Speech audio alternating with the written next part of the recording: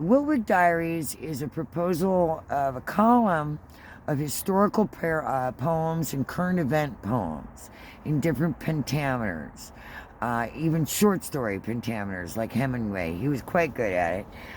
This is just an attempt. It seems very simple, but sometimes it needs to be, sometimes it won't be. One example I have right now is Unconventional Warfare, which is a historical poem that describes exactly what that really looked like when they did it, mentioning some of the names that did do it. All right? It is fictional. It's not really a syllogism, it's a combination of it in description.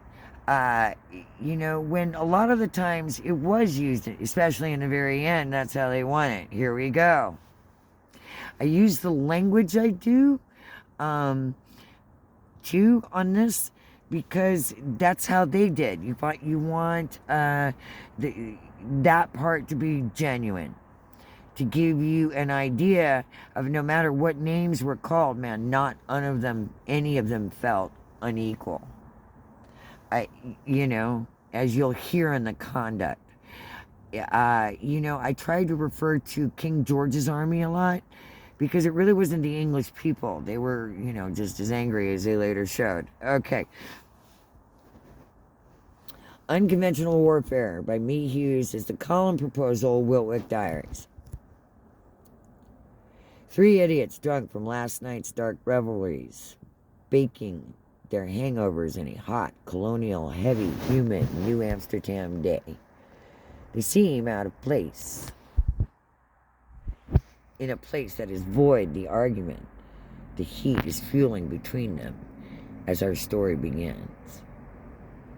In a place that is as void as the argument, the heat is fueling between them as our story begins. The mosquito swarms as thick in that summer of 1776 as the number of dead in militia camps from the latest wave of scarlet fever and dysentery and starvation. There would be no joy as the moonshine homemade was to spread, but more the heavy cloud of rage that had broke the war hanging low, the three that had broke the war hanging low. The three idiots sniping at each other with surly banter, their eyes black with the moonshine as the king's army approaches. The net is stretched tight under those dry summer leaves, the pit beneath deep. The Wannabe and the Over Mountain men hang silently in the trees. A squad of snipers up from South Carolina, belly flat against the dirt and stone, having run away from deeper, aimed. Off the rim of the glen, of mere rock and hill, in a hot rain, the three idiots' argument and the king's army are surrounded, silently, ready.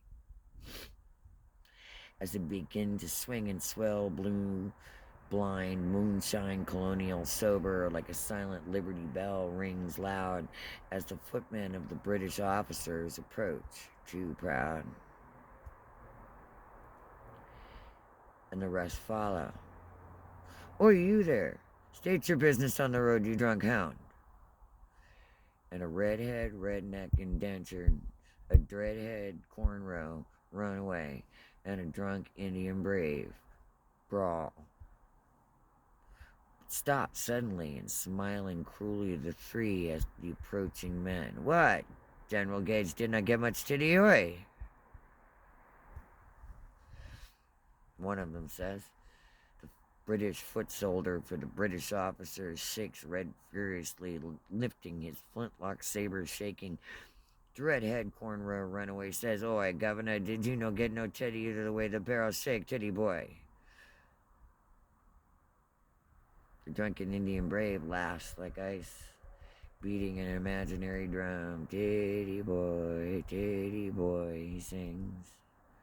As Kosako holds the string. In the bushes that the whole king's army is standing upon. The first of the Titty Boys tries to fire. The dreadhead runaway slaps him like a child and takes his gun, which he tosses to the drunken Indian brave, who aims it, while he tosses his tomahawk to the redhead redneck, who pulls his bowie blade from his missing leg and aims towards scalping someone, because his captain in the bushes has just let go the string. Down with the dry summer burning leaves goes the king's army into the pit 50 feet below. With them come out American tunnel rats from the shadows, appearing with blade and barrel. They aim. At the edge of the pit, the Over Mountain men and Watanabe with Lieutenant Colonel Lauren and General Morgan, Mohican and spies from Hurley, they aim all at once, united. The smell of flint and wick burning firm in silence. Most of the time, the British would surrender, indentured so far from home, for in fact John Adams had won for the others, and America's prisons were far better for a POW than a court-martial from the Crown, who had indentured them. If there would ever be such a thing as home for a foot soldier to British officers, then. Or in the distance and the future, the heat, the wind, the rain distorting the image, is a painting impressionist. In a row, General Washington and the others out in the open with the immortals under cover, accept another small surrender from the Crown, and are the first to move on to the next one. South Carolina snipers know as Freeman now. American riflemen, the first Marines, first to arrive, last to leave, file out in the mists of history and inauguration.